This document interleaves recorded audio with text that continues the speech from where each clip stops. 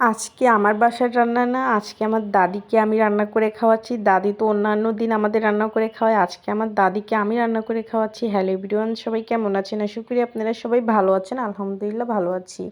আজকে দাদির বাসায় গিয়ে দাদিকে রান্না করে খাওয়াবো, এটা আমি ভাবতেই পারতেছি না। দাদি তো আমাদের অন্য দিন রান্না করে খাওয়ায়, আজকে আমি ফার্স্ট টাইম আমার দাদিকে রান্না করে খাওয়াবো। জানি না কেমন লাগবে আমার দাদা দাদির কাছে আমার রান্নাটা।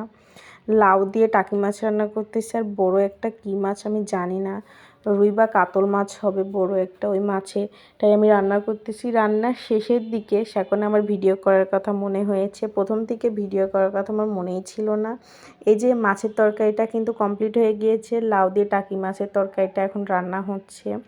টাকি মাছ আর লাউটা আগে তো কষানোর জন্য দিয়েছি, আর বড় মাছের তরকারি রুই মাছ বা কাতল মাছ বোধ হয়, ওই মাছের তরকারি রান্না হয়ে গিয়েছে। তারপরে এই যে ভাত উঠিয়ে দিয়েছিলাম, আর এই যে লাউ দিয়ে টাকি মাছের তরকারিও কিন্তু কমপ্লিট হয়ে গিয়েছে, দুইটা তরকারি কমপ্লিট হয়ে গিয়েছে।